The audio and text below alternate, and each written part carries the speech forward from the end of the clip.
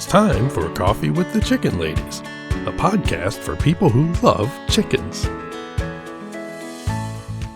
Hey everybody and welcome. It's Chrisie&Holly from Coffee with the Chicken Ladies.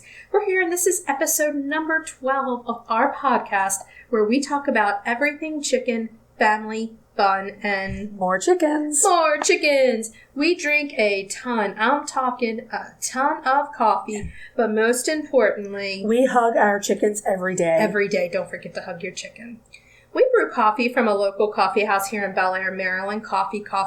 What kind of coffee are we brewing today, Holly Ann? We're still drinking Snickerdoodles. Snickerdoodle. It's good. It's delicious. Yeah. So if you love delicious coffee and scones and cookies and you're local, head on over to Coffee. You will not be disappointed. Okay. February, blah. Yeah, blah. Snow, blah. There's like 6 inches on the ground right now and there's more coming. Blah. Yeah. And we need to talk about something else. We need to not talk about weather-related stuff on here because it's depressing. It is. So let's move on. So anything new with you? I found a new chicken mug in the thrift store. What? Yeah, it's really cute too. Even the kid that was checking me out was like, wow, that's a really cute mug. That's awesome. Yeah. I love finding chicken mugs, but where I go is I come home with the chicken mug and then Joe's saying, where are you going to put the chicken mug?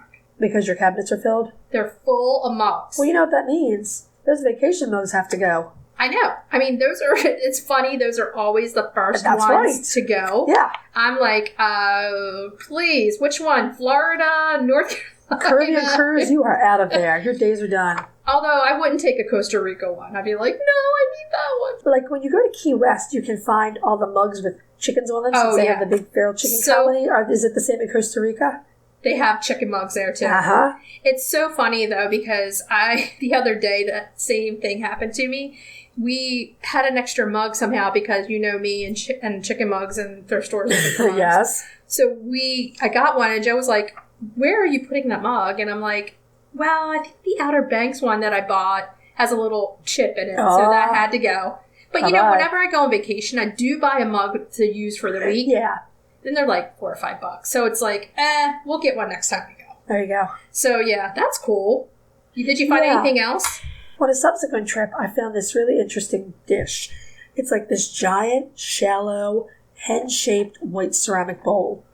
Ooh. I've never seen anything like it, and I haven't been able to identify it, by like the ceramic maker or anything like that. That sounds cool. Remember when we're putting stuff out to eat, we can use it. Oh, yeah, we really could. It would be great with, you could fill it with eggs for one thing, but it's big. It would look amazing in there, like muffins wrapped up in a towel. Muffins. Yeah. Or something that big. You could even do like a soup bowl or salad bowl. It would definitely be a good salad bowl, yeah. That would, with the greens in there, if it was all white. That would work. In the news lately, you're hearing about COVID fatigue, which is people just being tired of being shut in. Oh, yeah. Well, I'm a total homebody, as you know. Yes. And the only place that I have COVID fatigue showing up is my inability to go thrifting. I love thrifting. Do you realize how much we were in thrift stores before COVID Oh, my hit? God. But I found some really cool stuff there. Yeah. I mean, and a lot of chicken stuff. So tons of chicken stuff. In fact, before you got here this morning, I ran out. I'm jealous. I'm totally jealous. Because on Fridays, they have a half price day. Oh. For the whole store. Nice. So I went in there just to look for chicken stuff. It was a no-go. Okay. But hit and miss, either you get something or you don't. Right. It's, good or bad. So I'm waiting for spring. I'm waiting for flowers. Right. Can't wait till we can plant some stuff. Yeah. We have some neat ideas for the spring coming up, Yes. so we're excited. It's going to be fun. Definitely going to be fun. We're going to celebrate spring because, my heavens, this has been a long winter. It has. But before we do that, Yes.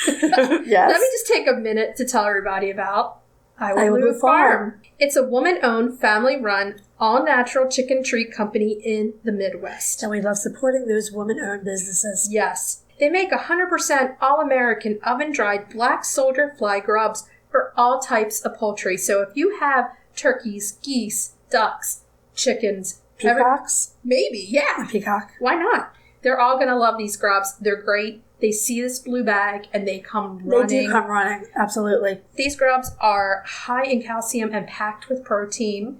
to help with going into the spring and laying these harder shell eggs. We're coming up on egg season. So we need to prepare them. Yeah. Do you know the other thing that Iowa Blue has, which is amazing to me? Organic layer feed. It is amazing. Yes, You it should is. see this food. It is packed full of awesome stuff. I've got to tell you, when that came in the mail, we opened that bag up and took a look at that feed. It looks really good. Yes, it's amazing. Our chickens are going to be eating Yes. it, and you want your chickens to be eating this stuff too. There's also a grower formula for chicks in the spring. Yay! Again, back to the spring. We can't wait. So, if you haven't checked them out yet, go to iowabluefarm.com and take a look at their website, at their grubs, and their organic feed. And again, it's baked with love. Shipped with care, and shipping is Always free. Okay, so now we can move on to our breed spotlight. Ta-da! Little flourish. It was. Well, that's fitting because we're going to talk about one of the most popular chickens in existence. It really is. It really is, yeah. It is the Silkie. The Silkie chicken. Originated in Asia, usually called the Silkie, sometimes called the Chinese silk chicken. Yeah, a lot of chickens have started in Asia. Yeah. It's a breeding ground for chickens over there. I would say so. And you know what's really cool about Silkies? They have some really cool feathers. They do. So their most outstanding feature is the fact that their feathers are silked. So unlike other breeds of chickens, the feathers are missing the barbicels. The barbicels hold all that floofy feather stuff together. They hold all the moisture from going through the feathers Right. into and their skin. So basically, if you have a chicken outside and it's a cold rain, those feathers are going to hold together and that water is not going to make it to the skin of that chicken. Right. With the Silkie, the water will penetrate the feather because they don't have barbicels. They do not have the waterproofing right. So let's just go on. Like, that was just a little tidbit I threw in there. Yeah, I mean, really, that's the most outstanding feature about them are the silked feathers. In the United States, virtually all Silkies are bantam sized. They're all little. Yeah. Which, again, puts into their little cuddliness. Yeah. And the big thing is, they have some of the best personalities. And they're supposed to be some of the best chickens with children and families. Yeah, and they're a really, really old breed. And it's probably one of the reasons they've been around so long, at least since the 13th century. That is a long time. It really is. In some writings, Marco Polo mentioned a silky or furry chicken. Marco. Polo. I had to do it, I'm sorry. It's like back to being 13 and in a swimming pool. Right. You hear Marco Polo and everybody Marco Polo. Okay, so we'll go on. They definitely are, an older breed. Yeah, their appearance is really unique for chickens. Do you know what I love about them? The teal earlobes. The earlobes are fascinating. They almost look like they have jewels It because does. they're like They a have jewel different earrings. color. When you look at the teal, it's beautiful. It's on beautiful. them. And they have like a smaller walnut comb. They don't have like the big. Yeah. So, if you get this chicken, you have to be willing to not have them outside in the cold. Right, they need adequate shelter, and if they do get wet, you really need to get them dried off pretty quickly. Because they can become hypothermic very quickly in cold, wet weather. The feathers are on their legs and their feet. Right. So and their top of their head, their face. Everywhere. So they don't really have protection. So that was one of the things about the Silkie is if you're going to get a Silkie, generally there's a big thing out now with house chickens. We think it's great. Right. But if you're going to get a Silkie, chances are you could potentially have part of a house chicken. Yeah, I mean, they are decent layers. I think they lay about 3 eggs a week. Right. Small, white or cream color. They're really famous for their broodiness, and they're used to hatch a lot of other breeds. They say that they get so broody they can hatch a rock. That's a saying that I've heard along the way. I've heard it too. What's really funny, my honeysuckle is half Swedish flower and half Silkie. Right. And when I got her, the lady who bred her had a really funny story. So this lady keeps Silkies to hatch her Swedish flowers. Right. And at the time she had one beautiful rooster, Sweet William. Okay. And he had fertilized a bunch of Swedish flower eggs. Okay. So she tucked a clutch of Swedish flower eggs under a broody Silkie. Okay. And checked them, and the Silkie did her deal. She sat on the eggs. She sat on the eggs. Got to about the 28-day mark. They started hatching. Well, once they were all hatched, and my friend took a look at them, she realized that they were crosses. They were half Silkie and half Swedish flower. She could not figure this out. She knew she had put Swedish flower eggs under his head. She knew it. So when the hens started taking the chicks outside Right. for prolonged periods of time, they were out of the box, and she got into that coop and started digging around in all the bedding. Right. And she found every single Swedish flower egg buried in the coop. So she just pushed those Swedish flower eggs out. She rolled them out and rolled Silkie eggs and then rolled in. her own eggs under her. She said, I'm not hatching somebody else's eggs. Are you crazy? And they were the motliest crew of chicks you want to see. Some of them had leg feathers. Some of them had crests. Some of them had beards. They were really cute. So that's where my honeysuckle came from. That's cute. Yeah. The other really fun thing about the Silkie is that they have 5 toes. They're polydactyl. Polydactyl. I know you love that. I love that because being a vet tech so long in the field, we would love cats that would come in polydactyl. Like the Hemingway cats. Yeah, with double dew claws. Uh-huh. And then we would always love to say polydactyl. As we said, the Silkies are crested. A lot of them have beards as well. Not all, but a lot of them do. So there's some grooming also involved with these chickens. Yeah, so birds with heavily feathered crests and faces may need some trimming around their eyes So they can see. Yeah, so you don't really want to put these chickens out free-ranging without supervision. Yeah, even the honeysuckle, who's half silky, I have to trim her big crest every now and again. Yeah, I mean, because they want to be able, you want them to see. So grooming and keeping them warm all go into these chickens. But what far outweighs everything is their personality, and it's well worth it. Definitely. For people who really want this type of chicken. The fun fact that I found is there's all these things stating that the Silkie bonds to a person like a dog bonds to a person. Really? Yeah, so they tend to follow the person around. They want to be with them. And it was just so cute. They're definitely a huggable chicken. They really are. I mean, I know they're very popular for showing. A lot of people breed them as because they're beautiful. Right, breed them as an ornamental breed. Oh, there's another fun fact about Silkies that we didn't mention. What's that? That they're black. Oh, yeah, their skin and bones. All the way down. They're completely black. Yeah. All the way through. So, it's all part, and then you can see it if they got wet because everything. The dark skin underneath, yeah. Exactly. So they're just a really, really cool chicken breed that we love. And we have a surprise interview coming up later with someone who has Silkies. So that's going to be fun. So all these really nice things about the Silkies, their gentleness, the fact that they need some help in cold and wet weather. Right. A lot of those things contribute to the fact that Silkies are one of the most popular house chickens. They are. But, one thing I forgot is you're not able to sex a Silkie. As a chick. Yeah, it's hard. So you're going to be getting pullets or your cockerels a little older. Right. If you care, if you want to know what they are. You can get Silkie chicks straight run, but you're not going to be able to sex them for a little while. Definitely. I've been told it's really hard even for experts to do it. Yeah, so you have to be great with the mixed bag of not knowing what you're going to get, or wait till that 6 months. Right. And I mean, everything that we're reading is that they're, great. I mean, they're not going to be a big egg chicken. 3 eggs a week It's reasonable. But they're not going to be bringing you in a lot of eggs. Right. They're more of a companion. If you're interested in breeding, they're probably an excellent counterpoint to the Mediterraneans. Yeah. Where the hens aren't setters. Yes. But your Silkie could hatch as long as they don't roll out those eggs and put other eggs under them. That is the funniest story. As long as they don't do that. So are we ready to move on to our main topic? Yeah. And our main topic this week is going to be house chickens. House chickens. And house chickens, we wanted to talk about this along with Silkies because a lot of Silkies are house chickens. Yes. They make awesome house pets. They really do. Surprisingly great. We are for house chickens. Absolutely. And they're social, they're funny, and they make really cute noises. They do. And now there's other things that you can do to help chicken diapers and different things to help clean up. The chicken diaper really goes a long way. It's come a long way too. Yeah. And it's super cute. I mean, it is pretty cute. Seriously. Yeah. So what we wanted to talk about is sometimes why chickens end up in the house in the first place. Right. So sometimes chickens end up in the house because of illness. Yeah. So our rooster Casper, the Swedish flower rooster, developed bumblefoot.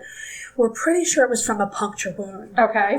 Because when we moved, I went into that coop to really dismantle things, and I found some old rusty chicken wire. Okay. That was embedded under some vegetation. It was clearly there before we moved in there. Okay. And I think the chickens had just uncovered it. Oh, man. So we're pretty sure that was a puncture wound. And it was a terrible case of bumblefoot, if you remember. I remember him and being in the basement. Yeah, so he had surgery a few times.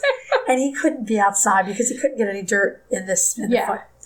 So he lived in the house for several months. Oh, yeah. And I will say that we did eventually move him and one of his girlfriends down to the basement to sleep at night. And that's because the very first night that we had him in the house, right, we weren't even thinking about the fact that he would start to crow. At 4 a.m. That was closer to 5, but yeah, as soon as he saw some light outside. And my house is small. So chicken in the dining room is practically chicken in the bedroom. Oh, and yeah. When he crowed, Pete and I think we sat up straight in bed having matching heart attacks. Oh, my heavens. But he was with us all day during the day, and it was really cute. I remember the girls loving to go over and just seeing him down in the basement. I mean, like, yeah, Casper, the rooster, is in the basement. Yeah. I'm like, yeah. Yeah. They would go down there and just say hi to him. Well, once and he would be like...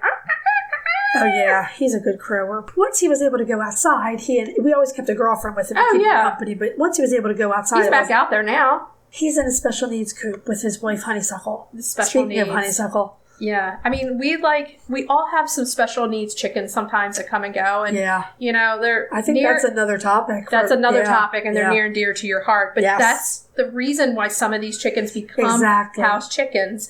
And that's one of the things. And the other thing is that, like the Silkie, they can't take the environment. Right. So you need to make provisions for them. Yeah. Some of the smaller breeds can't take bad winters. Delicate bantam, yeah. They can't take being out there, so they have to come in. Now, and you can even potty train. That's right, Jeannie Keys. When we were talking to Jeannie. Yeah, she had potty trained Sprinkles. Sprinkles. Yes. She never went in the coop. Right. She would always come out of the coop and then go. Yeah. So that brings us to the other thing is you can even order indoor chicken coops. Right, and some of those are beautiful. We were looking at them. They're actually gorgeous, and they're beautiful pieces of furniture. They are. And it's no different from having, say, a guinea pig or anything else. A fancy parrot. Yeah, which I have. Right. In your house. It gives them a proper place to sleep for the night when you're not there, or when you're not home, a place to be that's safe for them. Right. So it really is a good thing. And you can just Google indoor chicken coops. Right. And like I said, they're beautiful. Yeah, we saw some really pretty ones. So the other thing we were talking about is chickens need sunshine a lot. Right. We found that Casper's first girlfriend, who was in the house with us, was Carmelita. And Carmelita has since passed on. She was an older Araucana that we miss every day. But Carmelita, after a while, she laid a couple of soft-shelled eggs. Right. She's getting a supplement. She's getting eggshell. Why? Where did the soft-shelled egg come from? And then we realized she can't metabolize the calcium without vitamin D. Right. Which is the same with people. Exactly. And so we just started getting her outside very early and making sure she got enough daylight. And the eggs went back to normal. That was no problem.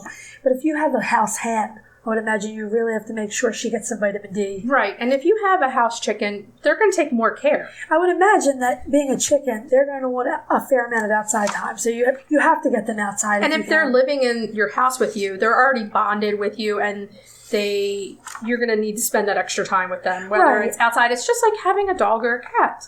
The same goes for the cleaning. A dog. If you're vacuuming for a dog or a cat, you may as well be vacuuming for a chicken. Exactly. In our opinion. Right. And I mean, I have an African gray parrot. I clean up after him. He's in the house. I've had guinea pigs. Right. It's the same difference. You just have to clean up after them. I've had Australian shepherds that shedded a dog's worth of hair every week. I know. So the other thing we go back to there are a few health experts out there that try to warn against chickens in the house because of bacteria. Yeah, Salmonella is like the kind of bugaboo about chickens. It is the thing about chickens. Yeah. And if you really keep them clean and everything, the one thing I was saying about that is if you have a chicken outside all the time and then you bring it in, there's higher chances of bringing in bacteria because that chicken's outside. Right. But if you have a house chicken that's in the house all the time, the chances of that bacteria are far less. They're not running around in the chicken run. No. Stepping in chicken stuff. Exactly. Bringing it back in the house. I mean, if you take them outside, but... Yeah, exactly. So I don't even think that should be a deal. I'm guessing, though, if you have maybe really young kids or elderly folks or immunocompromised family members, you might want to think about it, be extra careful, have some plans in place. Chickens also produce a lot of dust, and If you're asthmatic like me, you probably have to do more dusting and vacuuming. Well, the other thing that we have talked about therapy chickens before, and we talked about Winston. Right. And the reason why they got Winston is because their son was allergic to dogs and cats, Right. but not chickens. Right. So it is kind of an alternative to Absolutely. people who can't have other pets that can show you just as much love. And I keep going back to Jeannie always talking about, and it struck me so much when she said, yes, their brain is small, but it's computer chip small. Right. So it's many, many compartments of intelligence. That's true. So these animals, whether they're a roux or a hen, can be inside. But the word of caution is if you bring a roux in, just know. He's going to crow. He's going to need a little sleep mask over his eyes. What? I think probably you should either make sure his bedroom is soundproof or your bedroom is soundproof, one of the two. Well, once we moved Casper down in the basement, actually, he tended to not crow until he could hear us moving around. Right. Because it was a darker space. Or you could get like the darkening shades, right. That would keep more light out of your room if that's where you were. Right. So it's just a bunch of stuff. Now, I am really excited about the next guest that you guys are going to listen to. Yes, we're going to talk to someone who knows house chickens very well. She knows house chickens, and many, many people follow her house chickens on Instagram. Yeah. Should we introduce her now? Absolutely. So we're going to talk with Jenny, who everyone on Instagram may know as Lipstick and Chickens. And we sat down and talked with her, and let me tell you, I loved that interview with her. Oh, she's fantastic. It was amazing, and I really just love her. Her way she looks at house chickens is amazing, and just roosters in general and everything. Right. So we're going to bring that interview to you now. Here's Jenny. How are you doing today, Jenny? Good. Thank you so much for having me. I appreciate the opportunity. I love speaking out for house chickens, and any chance I have the opportunity to do that, I take it. We're so thrilled to have you. We're thrilled. Tell us about your boys. You have all boy house chickens? Yes, I have two roosters that live indoors, Barth and Mitchell. Okay, and tell us their breeds and tell us how you got them, please.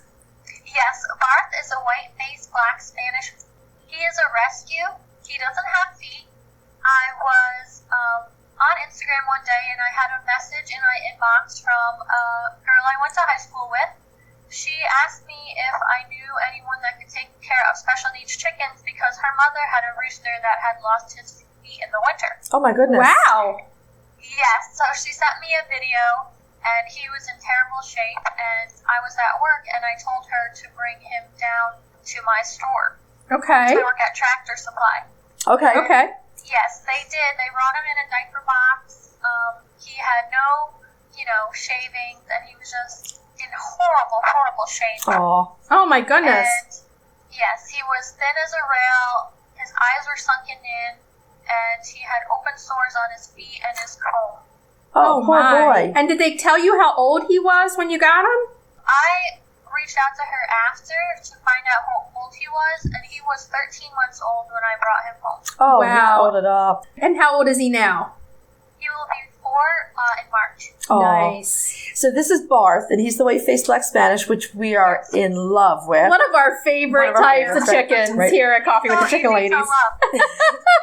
And then your other indoor roux is the Silkie.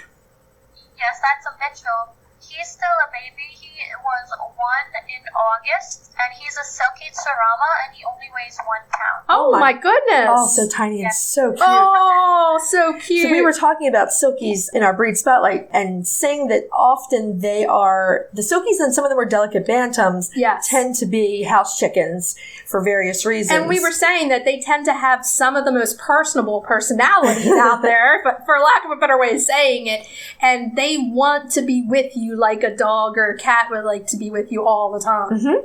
So, absolutely. They get very attached to their humans. Definitely. And they're just kind of snuggle bugs. So how many other chickens do you have? I have a flock of about 30 chickens, indoor and out, but the majority are outdoor.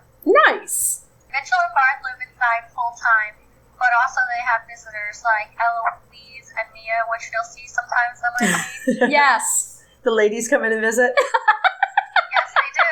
So, do the boys crow in the house with you? Yes, they do. That is so cute. Oh, my goodness. And Mitchell is actually the loudest. He's the smallest, but the size doesn't mean anything because he is double as loud as Barth could ever be. So are they a good alarm clock? Oh, yes. Oh, yes. Barth waits respectfully until our alarm goes off. Nice. Mitchell does not. Mitchell starts screaming because he wants to be tucked in under the covers as soon as the sun comes up. Oh, how that is so cute. cute. Do you have an indoor coop for them, or do they pretty much have free range? They have free range. Barth has a little area by my front door that's separated because Mitchell has a little attitude problem, little chicken syndrome. Oh, yeah. He likes to start with Barth, and Barth finishes it every single time. So they get along, but I don't trust them to be together because, Barth is stronger than Mitchell. Yeah. When I'm not home, if an accident ever happens, I would never forgive myself. Yeah.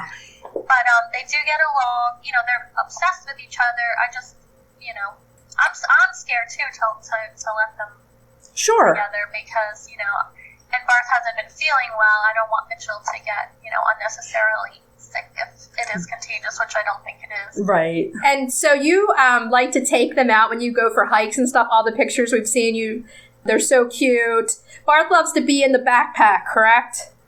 Oh, yeah, they both do. And they get lots of attention when we go out. I bet they do. I'm sure they do. It's the cutest thing ever. And the other thing we have to mention is they dress to kill. Oh, my goodness. They really do have the best chicken wardrobes ever. It's so funny. Anywhere I ever go, they're dressed up. The vets, and people just think I'm totally crazy, but they want to talk to me. They want to ask questions. Most of them have never even seen a rooster. Yeah. They get to pet one. So it's, educational for people. It is. You're helping give roosters a better name also, because sometimes people think roosters are always bad and they're not. And you're showing the sweet side and how they can be really loving. And I love that. That's awesome. Thank you. That is my main goal. Every picture, every video shines a different light on them that, society doesn't. Everyone always hears, like you said, that they're bad, they're nasty, they're mean. That's not true. Just like any other animal on the planet, there's good and there's bad. And, not saying that roosters are bad, but you have to understand what you're dealing with. People take the time to learn about their dog and their behavior. And people just don't do that with roosters because they think they're $2 and they're not worth it. They don't want to feed them. They don't do anything for them. And, that's just not the case. And most people just will kill them or lock them out of the coop or, abuse them. And it just baffles my mind when I spend time with mine to think that anyone could ever treat them badly, We totally agree with you. We're on the same crusade, actually. We really believe that roosters get a bad rap, and we're really trying to educate people on them. And one of the biggest things we want people to know, and one of the reasons we are enjoying talking with you, is that roosters have a job. They've evolved for thousands of years to have a job, and they have mega amounts of testosterone. But as soon as you've taken rooster away from the girls and you eliminate that job, they're sweet as pie. They really make wonderful, wonderful pets. Yes. Absolutely. And there's a difference between protection and aggression. Exactly. And, and if you're dressed properly with jeans and gloves, you don't have to be scared of him. He's more scared of you. That's why he's acting out. And, usually. There's precautions you should take. And, I do recommend timeouts if they're giving you a problem. You could always Same here. Separate them, absolutely, and start your bonding process. And people, like they said, they don't know or they don't want to try. But most people would try if they knew that there was a way to do so. Exactly. Yeah, that's what we're trying to put out there. That message is, that's why we actually have a hashtag Rooster Sexy. We love to see all the roosters strutting their stuff. That's awesome. Yeah, and we love it. So we love your message. Thank you. And yours too. Oh, thank you. So let's get down to the brass tacks, the really practical stuff here. What do you want everyone to know about the practical side of keeping house roosters or house chickens in general? It's actually easier than you would imagine. There is a stigma too. A lot of people have been keeping chickens inside for a long time, longer than I ever have. Yes. But they've been embarrassed to say so. Exactly. Society says that's gross. That's nasty. But for someone that has a gigantic parrot or budgies or parakeets are looked, so good, it's like, oh, amazing. You're a bird owner. It's the same thing. It is. They're both the avian species. We were just talking about diapers too, that they're so easy to get these days and can help with that situation of house chickens. House chickens are up and coming. They're on the rise, and people aren't ashamed to say it anymore. So there's all sorts of things coming out, and diapers being one of the most important. Mm-hmm. And they're so, they're not hard at all. I actually learned a trick from one of the groups I was in. I line mine in press and seal. Okay. And it makes it so easy to clean up, and it's really not a hassle at all. And, roosters, they actually poop less than hens do. Yes. Yes. So the only thing you have to do is make sure it's clean and that, their tush is clean all the time, because you never want any old, diaper hanging around. And they're usually timed, too. Yes. They're going to the bathroom is kind of timed. It can be. So, I mean, it's easy to clean up after. That's an awesome tip. That's one of the best tips we've gotten from a guest, I think. You can line your chicken diapers. That's fantastic. That's a great tip. It really is. And it cleans so nice. And then I just use baby wipes, and I have a separate garbage for them. And it literally takes me 2 seconds, and I only have to do it 3 to 4 times a day. So think about, a huge parakeet and all the work that goes into that, fresh chopped and the seeds. I know. I have an African gray parrot. Yes. I don't get me wrong, I'm obsessed with birds. I love them. I just want chickens to be seen as a equal Exactly. pet. Yes. We have both. We have all. So I have an African gray parrot who actually came from Ithaca, New York, a breeder in Ithaca. My husband and I drove all the way up to get him. And Awesome. And then we have chickens also. So I definitely see what you're saying, and we're right there with you, especially special needs chickens. Yes. Yes. They have a right to live also. Just Absolutely. because they have a special need doesn't mean that they have to die instantly, So it's good to give them a chance. So Right. all The of first thing shouldn't be euthanize. Exactly. The will to live is very large, and if you let them, give them everything they need to heal, they usually do. Yes, my first experience with house chickens, as I said earlier, was a rooster with severe bumblefoot that had surgery and had to stay in the house. And he was absolutely adorable and engaging. He followed my husband everywhere. It was just a great experience all around. And that sort of opened our eyes to house chickens. And we're just absolutely thrilled that you came on today to tell us about your experience. And you're such a good ambassador for the pet chicken. Yes, Thank you you are. so much. You really are. And we enjoy you on Instagram, all of your Thank you so pictures much. and I everything. appreciate that. It's my main goal, and it's crazy. Once I got them, I never imagined, where I would be at. But now it's my goal every day to just share them and their personalities. Oh, yeah. We say that all the time. My husband always says to me, "You're with the chickens more than us." It's an addiction. But they really are capable of so much emotion And there's- love. and love and bonding. They're just amazing They're creatures. therapeutic, absolutely. Yes. They get you up, they get you going, they get you out. Watching them thrive is healing. It's wonderful what they can do for you. It's really true. Definitely. Jenny, you are a delight. And all of our listeners, if you're not already following Jenny, find her on Instagram Yes. at Lipstick and Chickens so that you can see the boys and some of her other chickens. It'll make you happy. Yeah, they make you happy seeing them, and we love seeing the pictures and videos of them. Well, thank you so much for talking with us, and we will be looking out for more great costumes and pictures soon. You take care, Jenny. Thanks for having Thanks. me. I hope I can come back again one day. Yes. Anytime. Okay, bye-bye. Bye-bye. Bye-bye. We just want to say thank you again, Jenny. You are an amazing ambassador for roosters and chickens in general. I mean, I loved it. That was fantastic. It was That was a awesome. lot of fun. It was so much fun. We'll probably try to get Jenny back on again Oh, soon. absolutely. Okay, so let's move on to cracking the eggs. Yeah. Yeah. Exactly. Cracking the eggs. So this week we have a fun recipe. Here, we're going retro on this one. We are doing the floating island. Ooh. This is one that is fancy, and it's a French recipe. It's fancy. It's fancy. Yeah, it is absolutely fancy. And this was kind of made popular by Julia Child. You know, how the art of French cooking. Yes, exactly. Essentially, it's meringues poached in milk Okay. and you float them in a vanilla custard sauce. That sounds really good. It is really good. Creme anglaise is what the vanilla custard sauce is called. Ooh. We just call it vanilla custard in my house. It's like meringue on vanilla custard. Yeah. That's what we have. But the presentation of it is usually really pretty. Like you have the cream with the meringue floating in it. You have some fruits and chocolate sauce. Traditionally, you'll see caramelized sugar. Oh, yeah. Some kind of caramel sauce. Sometimes a sprinkling of fruit or nuts. You can really get super creative And with you it. can make it your own. Like, this are Exactly. the recipes we bring to you. We like to bring them to you because you can change them up to what you Yeah, want. your own garnishes, whatever you want to do with it. Yeah. So if you're trying to do, say, just a dessert for two, Right. you use 3 eggs. That's good. Right. And you're going to separate the eggs. And I love this recipe because you're not wasting any of the eggs that you're separating. You're using both Right. ends of the eggs. The yolks are going to go for the custard sauce and the white Right. for the meringues. If you want to double it, it's 6 eggs. You know, It's easy. it's easy, right? If your winter layers are starting to do their job now, you should probably have eggs for this. So Yeah. for a little while there, we were trying to keep our egg count down on our recipes. But as spring comes in, we're going to cut that loose. Oh, yeah. We're going to go heavy egg recipes. Exactly.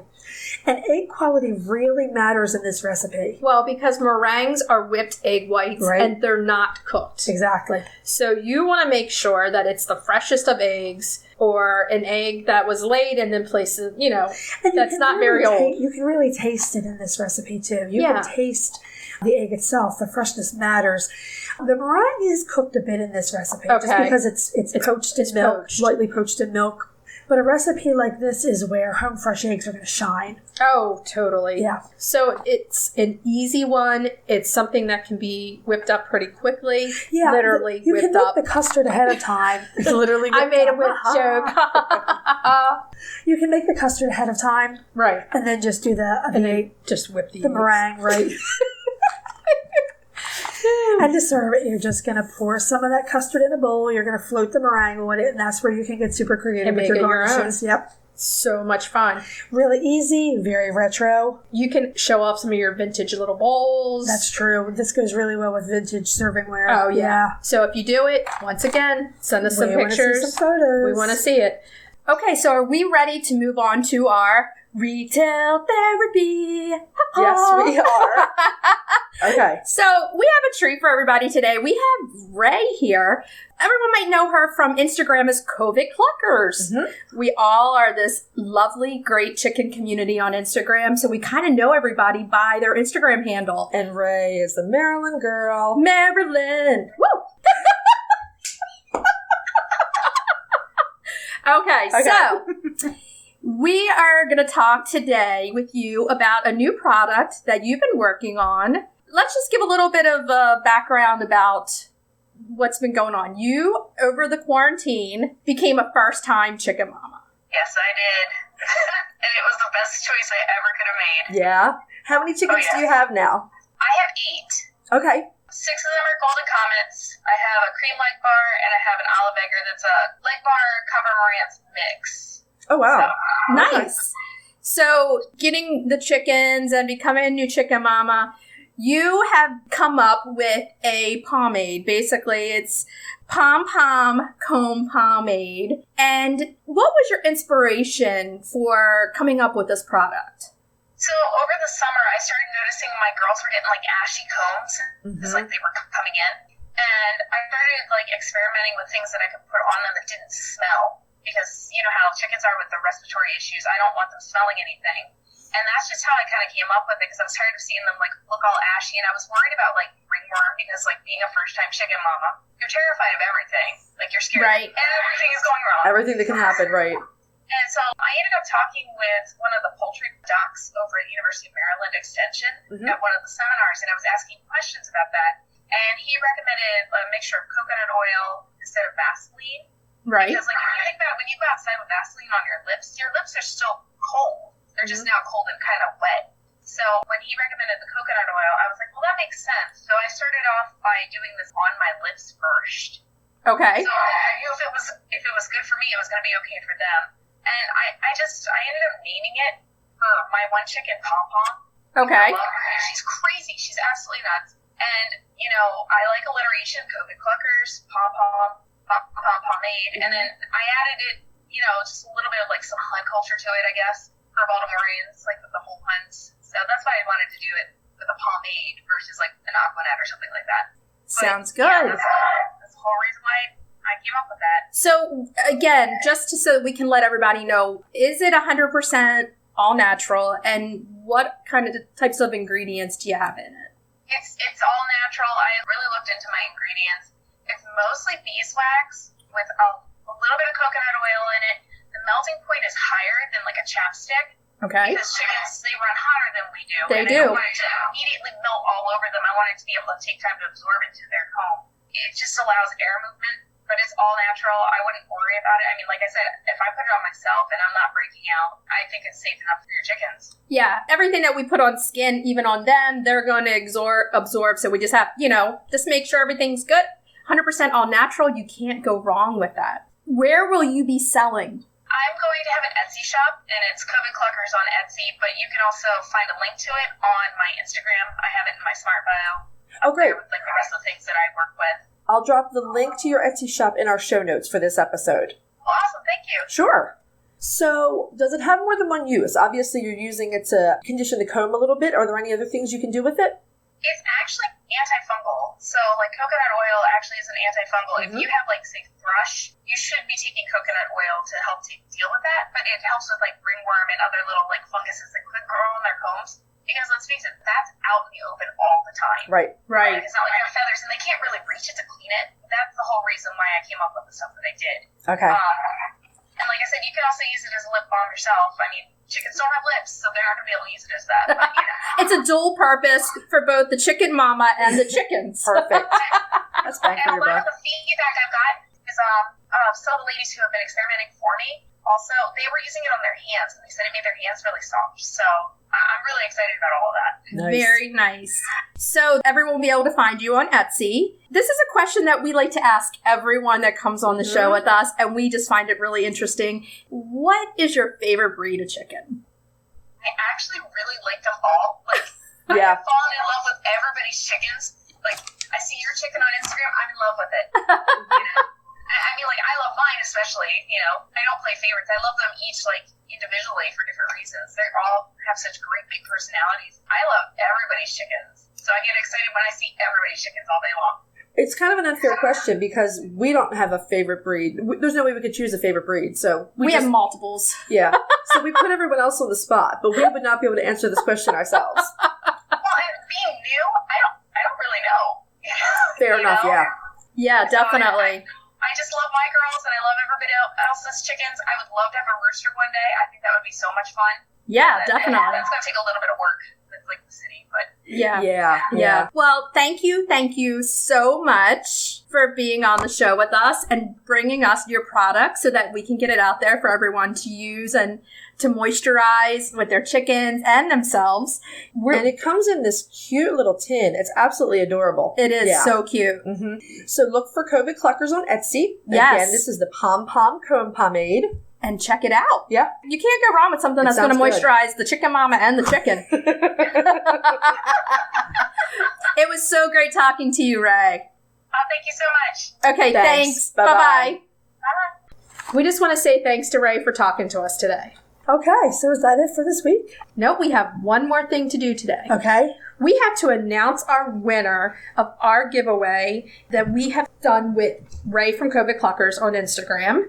And let's announce our winner. Okay. Da-da-da-da-da-da. Congratulations to Ponzu's Garden. We'll be sending you a message. You'll be getting a message soon. And Ponzu's Garden, you won a Coffee with the Chicken Ladies mug, a pound of Iowa Blue Farm scrubs, which are really awesome, a beautiful bracelet from Rose and Magnolia Creations, and a tin of balm from COVID Cluckers.